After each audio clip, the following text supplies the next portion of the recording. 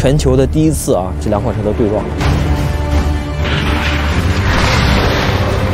拉不开啊，现在完全拉不开，变形特别多啊，几乎是这边的完胜。这是我碰撞之前完全没有想到的结果。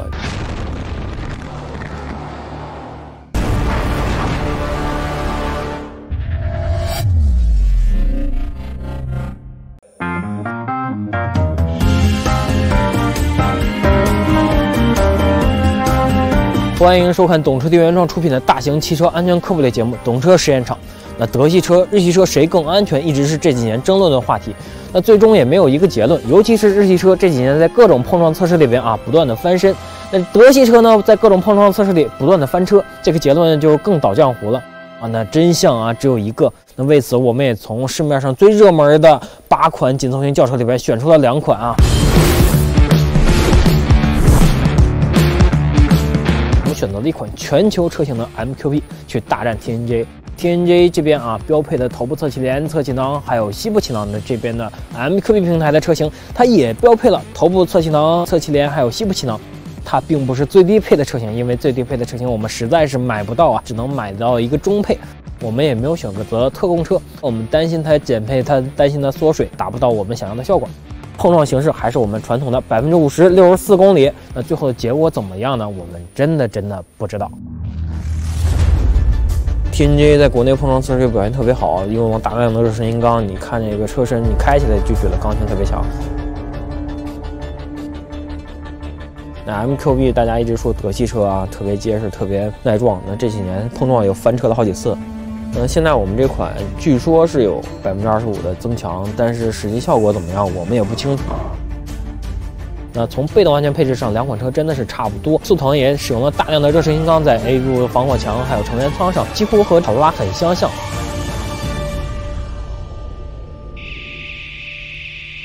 现在心情非常忐忑。怎么说呢？2款车啊 ，MQB、TNGA， 这是全球的第一次啊，这2款车的对撞。 也没有经验，然后数据其实也不是很充足，尤其2款车重量也非常接近，然后这个离地间隙也特别相近，包括前部的缓冲区我测了一下也特别相似。哎呀，真是什么结果都不好说。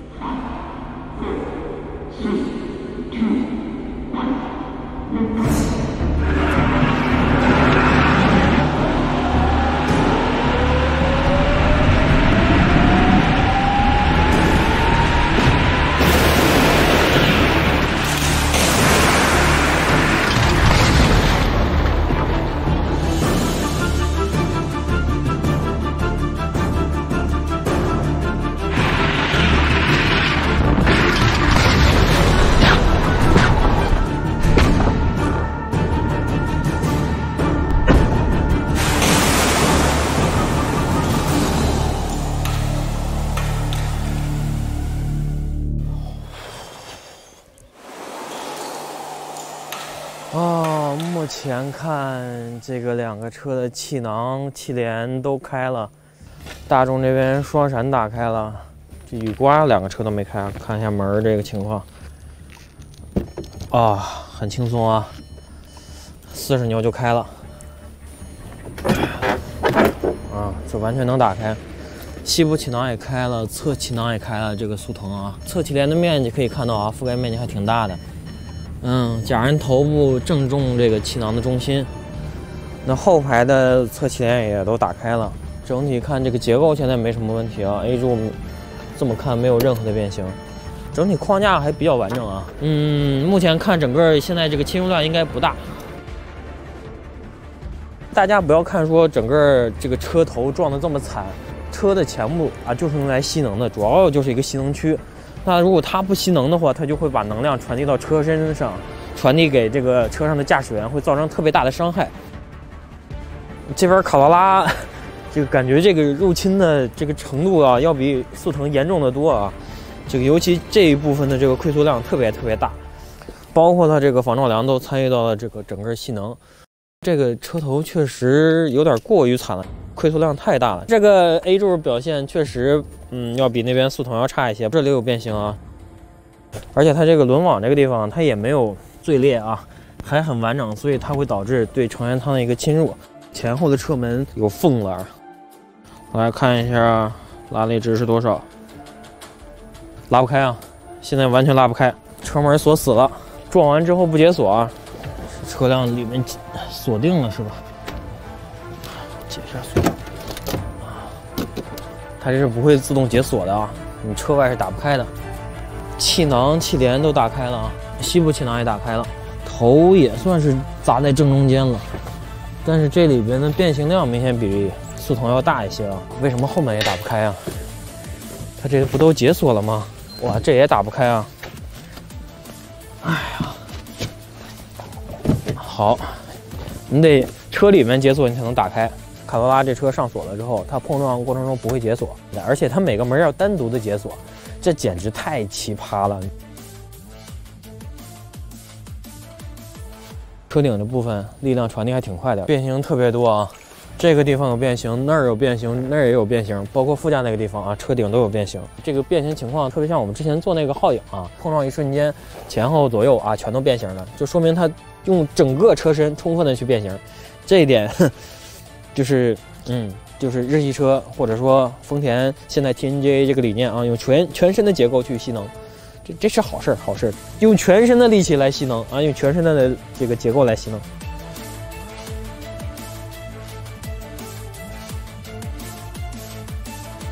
50%碰，我们最近碰像这么惨的车还是第一个，但是这不代表说不好啊，你吸能啊，一定要吸能，把能量充分的吸收掉，这也是件好事。这边你也能看到整个车体，这个因为撞击啊，缝隙变得特别大，特别像我们上次撞的那个轩逸。哎呀，这我还真是没想到，毕竟说 TNGA 的卡罗拉是各种碰撞测试里边特别优秀的一个玩家啊，这和真车一撞。没想到，毕竟速腾这个重量跟它差不多，这怎么会这个样子呢？哎呀，看这边就缝隙要比卡罗拉那边要好很多，车门也都是很轻松啊，一拉就开。正常来说，这车也是会上锁的，但是它现在就很轻松的碰撞之后解锁了。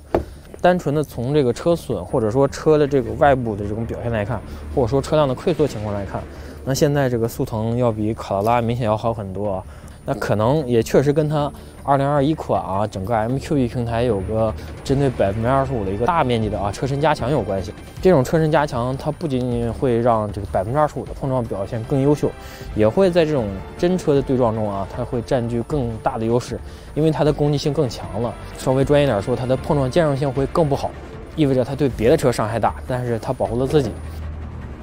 卡罗拉出现一个问题啊，这座整个失效脱开了，约束系统出问题了，整个骨架现在它已经酥了啊，这个变形幅度非常大，所以这个现在座已经现在松散成这个样子了啊，这个确实没想到啊，这个下面能变形成这样，包括它现在整个座椅也处于一个稍微有点变形的状态，我们回头再拆白车身看一下，目前来看这个车状况不是很好啊。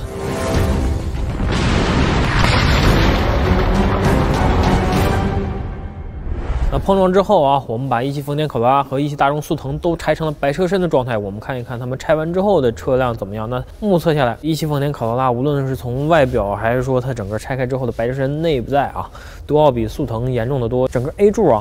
变形的特别厉害，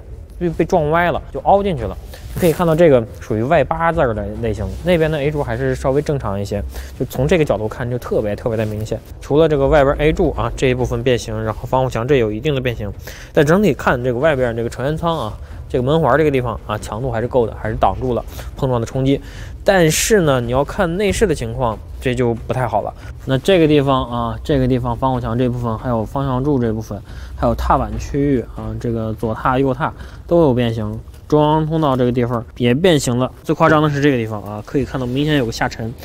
和这发生了一个挤压，再挤压的话，它整个中央通道就可能失效了。那正常来说，这个地方应该要强度特别高，传递能量的。那如果这儿断了的话，能量就没法传递到后边了。还有整个主驾的整个座椅、脚底下全都发生了大量的变形啊，这种变形的地方就太多了。这后排啊，它已经被顶起来有变形。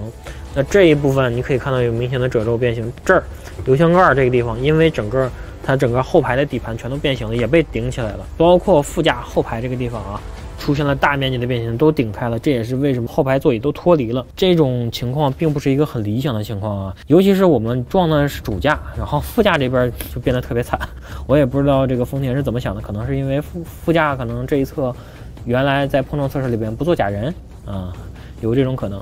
车顶的这个咱就不说了，车顶这儿碰撞完之后就已经能看出很多地方啊都有变形的情况。这个轮胎舱这个地方也发现了有几处变形，说能量传递的好啊，这个吸能，连后备箱都参与吸能了啊，就整车都参与了吸能，整车进行奉献啊，牺牲小我成全了一个大我。那这也是我们历次碰撞以来啊，大概是最严重的车型之一，这个可能要比我们之前本田的那个碰撞测试车啊，这个变形的还要严重。那我们看完了啊，这个测试成绩很好的 TNGA， 实战却很糟糕的 TNGA 之后，我们看一看啊，测试表现不佳，但是在我们这个真实碰撞里表现却很好的这个 MQB 平台，大大出乎我们的意料啊！尤其是你看前部溃缩区，一汽大众速腾啊，前部的这溃缩区其实还有很多的余量，包括它这个 A 柱啊，整个防火墙太完整了，就没有什么变形的地方，在主驾和副驾前排。啊，你看不到什么太大的变形，纵梁只有2处地方是一个明显可见的变形，副驾的后边有一定的凹陷，后排啊这里有2处小的变形，但整体变形量并不大，它不会导致座椅的失效。再往后看的话，整个后备箱就跟新车差不多啊，没有什么太大的区别。所以你看整个这个一汽大众的速腾这个变形情况上来看，你感觉它并没有发生一个很大的事故。当然，这也是因为它是2021款的原因。2021款的一汽大众速腾啊，它增加了30公斤的重量，加在什么地方呢？就包括塔顶啊、侧围啊、还有 A 柱啊、防火墙这部分，它都进行了一部分的加强，这会让它整个这个门环的强度，包括整个成员舱的强度都大大提升了。这也是为什么说2021款的这个 MQB 对撞 TNGA 会产生这样的结果，几乎是这边的完胜。所以大家如果要买车的话啊，一定要买这种新款的，尤其是像大众这种啊，明显有一个改进的。二手车是不是这样的结果，那就不好说了。那 MQB 大战 TNGA 的结果就是这样，那测试成绩更好的 TNGA 都是这样的结果，那上一代的卡罗拉啊就更不用想了。老款的丰田其实在之前的模拟测试里表现也不好，那实战的话，如果说和老的 MQB 或者说现在新款的 MQB 对撞的话，结果只会更惨。测试到现在啊，这个 TNGA 对撞 MQB， 那输给了 MQB 平台。那上一次丰田对撞本田，本田输给了丰田，那是不是就说本田输给了丰田，又输给了大众呢？MQB 大战 TNGA， 现在结果也出来了啊，结果也非常的明显。那这边的丰田卡罗拉啊，问题非常多，碰撞的过程中啊，吸能区被压缩得非常狠啊，接近它的极限，几乎完全没有任何的溃缩空间了。而且 A 柱出现了变形，出现了塑性角，车门全都锁定了，无法打开。你只有靠车上的人员自己去开门，这太不现实了吧？难道说我一个濒临将死或者重伤的人还要自己开门让外人进来啊？另外啊，它这个油门踏板被完全的踩进去了啊，对假人的腿部伤害会非常严重。还有后排的约束系统也有问题，整个车座啊全都飞出来了啊，因为它整个底盘都崩溃了啊，包括车顶啊、车架都弯折了。那这边呢，一汽大众的速腾啊，似乎有翻身的迹象，整个 A 柱非常完整，成员舱也完整，开门也很顺利，气囊气帘也都正常打开，整体表现还都比较正常，也符合一个现代啊紧凑型轿车该有的表现，而且它的前部溃缩区留的也比较多，没有说像丰田这样啊几乎要压没了的情况，整体表现堪称说完胜了啊。这是我碰撞之前完全没有想到的结果，毕竟 TNGA 说加强了这么多，用了这么多这成型钢，翻身啊，从倒数变成了优秀的学生，在考试中表现这么好，但是真车碰撞中竟然说败给了这几年啊一直在翻车的大众车型。当然，这个成绩啊仅限于2021款的一汽大众速腾。至于丰田的成绩，我们也仅限于一汽丰田的卡罗拉。那随着这个劲爆的结果，本期懂车实验场就到这儿。那至于丰田嘛，再见。